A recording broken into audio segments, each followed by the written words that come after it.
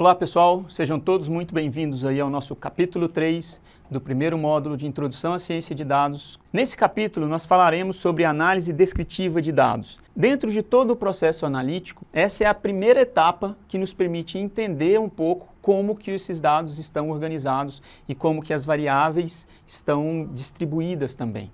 Nós falaremos aqui sobre as principais técnicas de análise descritiva, nós vamos entender sobre a distribuição dos dados, falar sobre técnicas de visualização de dados e, por fim, discutir as principais medidas de tendência central, de posição relativa e de associação dos dados. Como primeiro exemplo, eu quero pegar uma amostra aqui com 80 objetos, são os primeiros objetos da base de dados de mamografia, que está disponível aqui no repositório da Universidade de Irvine, na Califórnia. E esses atributos, esses valores aqui, se referem ao atributo idade dos objetos dessa base. Essa base fala de massas de exames de mamografia. O que nós vemos nessa primeira tabela aqui é a distribuição de frequência de cada uma das classes que nós temos lá dessas massas mamográficas. Então, a primeira classe, nós temos 5 objetos dentro dessa primeira classe, que corresponde a 6,25% dos objetos da minha base de dados, na verdade daquela amostra de 80 objetos. Na segunda classe nós temos 15 objetos, que correspondem a 18,75% do total de objetos daquela amostra. Na terceira classe, 20 objetos, na quarta, 28 e na 5, 12. E aqui nós estamos mostrando a frequência acumulada tanto em termos absolutos quanto em termos relativos. Logo abaixo a gente mostra já algumas técnicas de visualização dessas distribuições de frequência. Aqui nesse primeiro gráfico a gente está mostrando a frequência absoluta em função de intervalos de idade. Então nós estamos pegando pessoas com idades entre 23 e 34 anos, com idade entre 35 e 46, até pessoas com idade entre 71 e 82 anos. E nós vemos que entre 23 e 34 anos nós temos 5 pessoas, que está de acordo com o que está aqui na nossa tabela. Entre 35 e 46 nós temos 15 pessoas. Entre 47 e 58 anos nós temos 20 pessoas.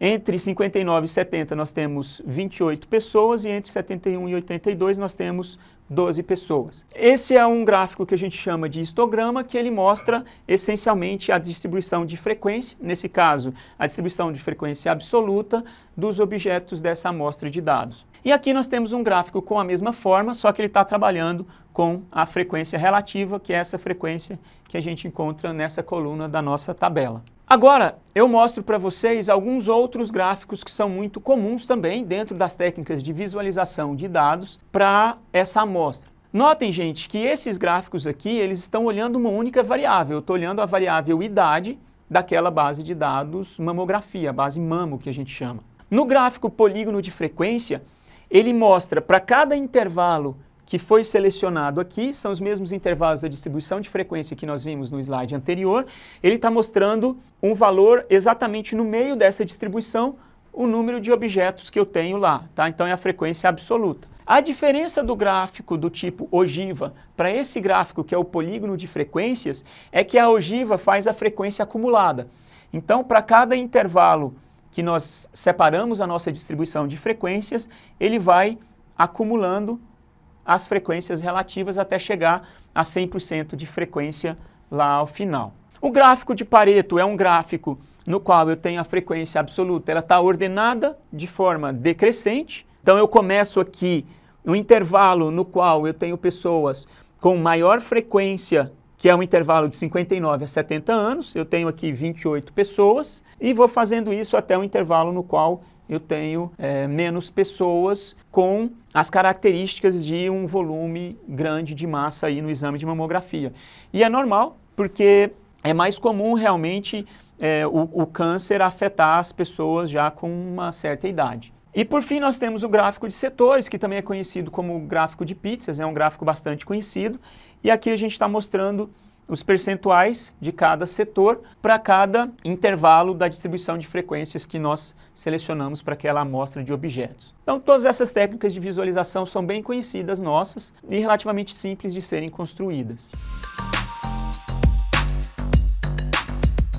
As medidas de tendência central são aquelas medidas que permitem a gente explicar dentro da distribuição da minha variável, como é que elas estão em relação ao centro. Então, a medida mais comum é a média, que é simplesmente a soma de todos os valores possíveis dividido pelo número de valores. A média sempre existe para qualquer distribuição. Ela considera todos os valores, ela é afetada por valores extremos, isso é bastante importante. Então, um valor extremo, ele pode ser um valor que está dentro do padrão normal daquela distribuição, mas ele pode ser uma inconsistência ao ponto de ser até uma anomalia. Nós falamos um pouquinho nos capítulos anteriores, tinha casos em que o valor de uma variável ele extrapola os valores possíveis, e isso a gente chama de anomalia. Anomalia é um valor de uma variável ou de um objeto que difere significativamente do comportamento médio, do comportamento padrão daquela variável. E muitas vezes, quando eu tenho um valor muito extremo, esse valor afeta a média, certo? Então, imagine o seguinte, eu estou lá dentro da minha empresa, praticamente todas as pessoas que trabalham lá têm entre 30 e 35 anos, mas se eu tiver uma pessoa lá com 60 anos, a idade dessa pessoa vai afetar a média dessa distribuição, porque ele é um valor extremo que é muito diferente do valor padrão de idade das pessoas que estão lá. E a média, portanto, ela é muito sensível aí aos valores extremos. É a medida mais comum, é a medida mais usada na prática para a gente poder explicar qual que é o padrão de valores de uma determinada variável. A mediana é o valor do meio, tá? Para eu encontrar a mediana eu preciso ordenar todos os valores dessa variável e uma vez que eu ordeno eu pego exatamente o valor do meio, que é o valor da mediana, tá? E como ela trata de uma ordenação dos valores da variável, ela não é afetada pelo valor extremo. E não interessa se o valor extremo, no caso do nosso exemplo lá, é 60 anos, eu pegando o valor do meio da idade daquelas pessoas, eu vou ficar com uma mediana, nesse caso do exemplo que eu dei, que vai ser bastante diferente aí do valor da média dessa mesma distribuição.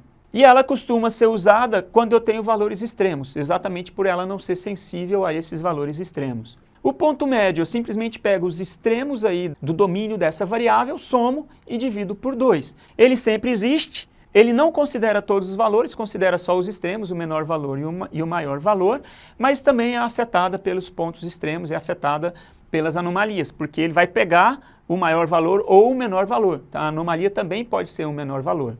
E por fim, nós temos a moda. A moda é o valor mais frequente, ela é usada para atributos discretos ou atributos nominais. Então, se eu tenho um atributo nominal, sei lá, a gente estava falando aqui de altura, né, alto, médio e baixo, qual que é a altura mais frequente? É o alto, é o médio ou é o baixo? Tá? Então, a moda é o valor mais frequente para dados nominais, para dados categóricos.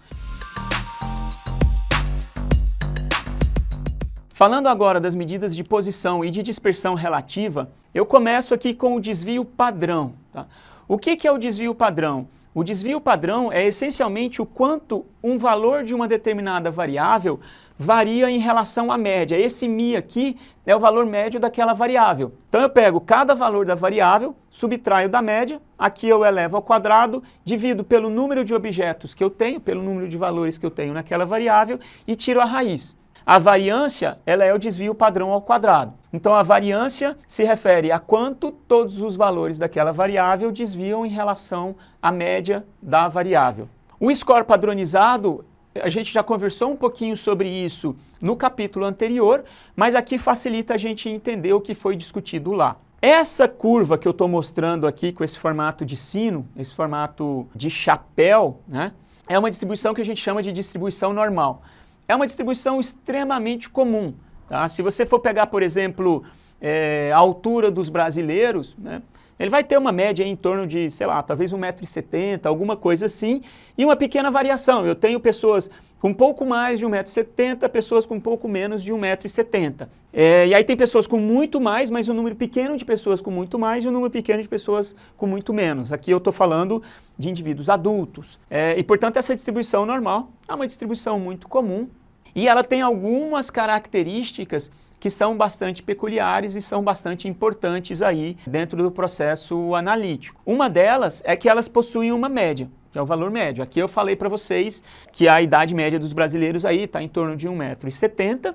E nós temos pequenas variações, nesse caso aqui é um desvio padrão em relação a essa média, Então, se eu tenho uma distribuição do tipo normal, eu tenho um desvio padrão, esse desvio padrão pode ser para mais ou para menos em relação à média, eu tenho aproximadamente 68,26% dos meus objetos a um desvio padrão da média. Tenho aproximadamente 95,44% dos objetos a 2 desvios padrões da média e tenho aproximadamente 99,74% dos objetos a 3 desvios padrões da média. E, portanto, se eu tenho uma variável que segue uma distribuição normal, eu sei que praticamente todos os objetos estão a não mais do que 3 desvios padrões dessa média, tá? E é essa informação que o score Z, o score padronizado, nos traz, que é a quantos desvios padrões você está em relação à média. Então, você pega o valor, subtrai da média e divide pelo desvio padrão. Uma ferramenta que é muito utilizada para a gente entender como que é a distribuição dos meus dados é o diagrama de caixas, também conhecido como box plot. O que esse diagrama de caixas mostra? Ele mostra para uma variável específica, aqui a gente está com aquela amostra da base MAMO, a variável idade, ele mostra o valor mínimo dessa variável, o valor máximo dessa variável, e ele mostra 3 elementos intermediários aqui que nós chamamos de quartis. O que é um quartil? Um quartil é um elemento que divide essa distribuição em 4 partes. Como que a gente faz essa divisão? A gente ordena os valores dessa variável, então a gente pega do menor valor ao maior valor da variável idade. Uma vez ordenado, a gente pega 25% desses valores correspondem ao primeiro quartil. 50% desses valores correspondem ao segundo quartil, que é a mediana da variável, e 75% desses valores correspondem ao terceiro quartil. Então é assim que a gente monta o diagrama de caixa. E ele é muito interessante como uma ferramenta de visualização da distribuição dos valores da variável, porque ele permite a gente enxergar como que está toda essa distribuição dos valores em relação aos quartis. Tá? Por exemplo, aqui a gente está percebendo que o valor mínimo, né, o menor valor dessa variável, está muito abaixo do primeiro quartil dessa distribuição. Então eu tenho uma quantidade grande de valores aqui dentro desse primeiro quartil. E entre o primeiro e o terceiro quartil eu tenho uma quantidade menor de valores do que eu tenho entre o valor mínimo e o primeiro quartil. Portanto, o diagrama de caixas permite a gente entender como é que está a distribuição dos valores dessa variável. Bom, nós falamos de medidas de tendência central, falamos das medidas de dispersão e posição relativa e agora vamos falar das medidas de associação. Como o próprio nome diz, essas medidas permitem você investigar como é que está a associação entre duas variáveis. E, portanto, tem uma diferença importante, porque aqui a gente está olhando uma variável específica, qual que é a variância dessa variável, qual que é o desvio padrão dela, qual que é o score padronizado. Aqui nós falamos da média, mediana, ponto médio e moda dessa variável. E agora nós vamos olhar para relações entre duas variáveis. Aqui nós pegamos as variáveis x e y e nós queremos entender se essas variáveis estão correlacionadas ou não, se elas são covariantes ou não. Quando a gente olha essa equação, essencialmente o que ela faz é o seguinte: eu pego um valor qualquer de uma variável, por exemplo, o valor x1, subtraio esse valor da média e faço o produto disso com o valor da outra variável subtraído pela média da outra variável. Isso me dá a covariância, isso me permite saber se essas variáveis têm uma variação que ocorre de maneira conjunta. E quando a gente fala da correlação entre duas variáveis, essencialmente o que a gente quer saber é o seguinte: olha, se eu falo que duas variáveis são positivamente correlacionadas, eu quero dizer que quando uma variável cresce, a outra variável cresce também. Quando uma variável diminui, a outra variável diminui também. Então, uma correlação positiva entre duas variáveis significa que elas têm a mesma tendência. E essa tendência é uma tendência de crescimento. Se for uma tendência de decrescimento, é uma correlação negativa. E se uma variável não influencia a outra, a gente diz que existe uma ausência de correlação entre essas variáveis. E essa medida, esse coeficiente de correlação, permite exatamente você entender isso. O coeficiente de correlação é uma medida que vai de -1 a 1, passando por 0. E quando eu tenho -1, significa que é uma correlação negativa forte, que significa que enquanto uma variável cresce, a outra decresce. elas estão caminhando em sentidos opostos. Chegou no zero, como eu falei, não existe correlação, uma variável cresce, eu não consigo perceber nenhuma tendência na outra variável, e se a correlação é positiva, sempre que uma cresce, a outra cresce também, tá? Elas têm a mesma tendência. Sempre que uma decresce, a outra decresce também. Por fim, temos alguns exercícios aqui nesse módulo para vocês fazerem também. Obrigado aí a participação de todos e espero vocês no nosso próximo capítulo.